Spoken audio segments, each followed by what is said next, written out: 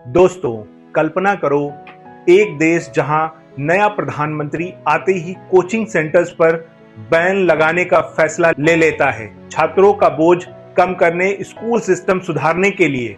और दूसरी तरफ हमारा देश जहां कोचिंग इंडस्ट्री हजारों करोड़ की हो चुकी है, सरकार फ्री कोचिंग स्कीम्स चला रही है।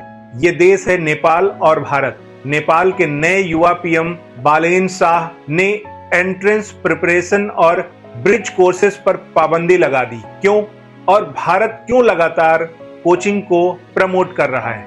आज इस वीडियो में हम खुलकर इसी मुद्दे पर बात करेंगे और वीडियो के अंत में आपको कुछ महत्वपूर्ण फैक्ट से रूबरू कराएंगे जो आपको आश्चर्यचकित कर देगा। नेपाल में हाल ही में 35 साल के रैपर से पॉलिटिशियन बने बालेन शाह प्रधानमंत्री बने। जनजी अपराइजिंग के बाद आए इस युवा लीडर ने तुरंत एजुकेशन रिफॉर्म शुरू किए। उन्होंने कहा, बच्चों पर इतना प्रेशर क्यों?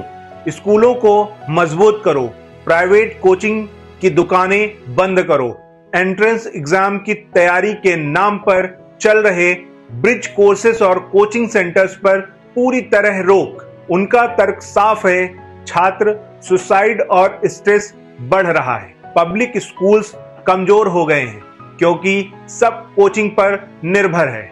अब अमीर गरीब की खाई बढ़ रही है। बालेन शाह और भी बड़े कदम उठाए। अधिकारियों के बच्चे सरकारी स्कूल में पढ़ेंगे।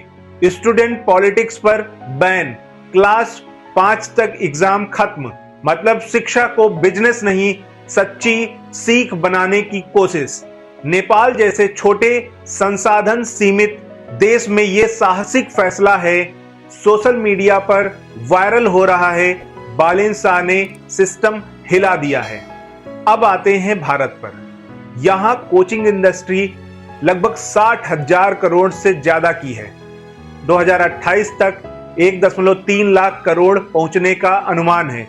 कोटा, दिल्ली, हैदराबाद जैसे शहर कोचिंग फैक्ट्रियां बन चुके हैं। हर साल लाखों बच्चे नीट, जेई, यूपीएससी के लिए कोचिंग ज्वाइन करते हैं। पेरेंट्स लाखों रुपए खर्चते हैं। होटल, फूड, टेस्ट सीरीज, पूरा इकोसिस्टम चल रहा है। सरकार क्या कर रही है?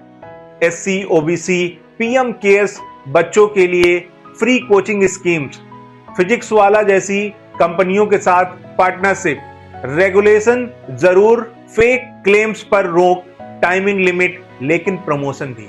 क्यों? क्योंकि भारत में कंपटीशन भयंकर है, उसी के नाम पे धंधा है। सरकारी नौकरियां सीमित, अच्छे कॉलेज कम, नौटंकी ज्यादा। एक आईआईटी और आईएएस के लिए लाखों रुपए उड़ते हैं। कोचिंग बिना पैसे लिए कुछ भी नहीं देते, जिसका सिचुएशन ये होती है कि बच्चे सुसाइड करने के लिए मजबूर हो जाते हैं। कोटा में हर साल सुसाइड के केस आ रहे हैं। पब्लिक स्कूल्स की हालत खराब है।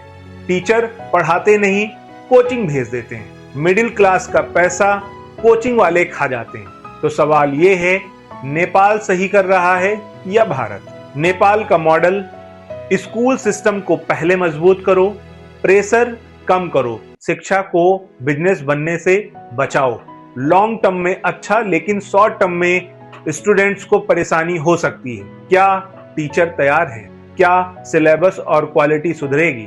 वहीं भारत का मॉडल, रियलिटी को स्वीकार करो, कंपटीशन है तो तैयारी भी हो, लेकिन इसका नुकसान शिक्षा का monetization, mental health crisis, inequality, अमीर बच्चा, बेहतर कोचिंग, गरीब पीछे। दोनों देशों में एक कॉमन समस्या, सरकारी स्कूल कॉलेज की खराब क्वालिटी। नेपाल इसे ठीक करने की कोशिश कर रहा है।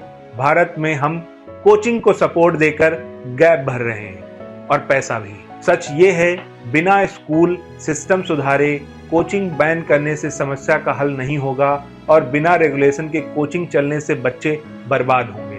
भारत में क्यों प्रमोशन? क्योंकि वोट बैंक, जॉब क्राइसिस और इकोनॉमी का हिस्सा। कोचिंग वाले भी लंबी लॉबी करते हैं। नेपाल का फैसला हमें सोचने पर मजबूर करता है। क्या भारत में भी स्कूलों को इतना मजबूत करना चाहिए कि कोचिंग की जरूरत ही खत्म हो जाए? क्या हमारा सिस्टम बच्चों को मारने के लिए है या बनाने के लिए? आप क्या सोचते हैं? कमेंट में जरूर बताओ। नेपाल मॉडल या भारत मॉडल? अगर वीडियो आपको पसंद आया तो अपने दोस्तों के साथ, पेरेंट्स के साथ जरूर शेयर करें, जिससे उनको भी ये अहम जानकारी मिल सके। बच्चों का भविष्य दांव पर है। जागो, सोचो, बदलाव मांगो। आज के लिए इतना ही। जय हिंद।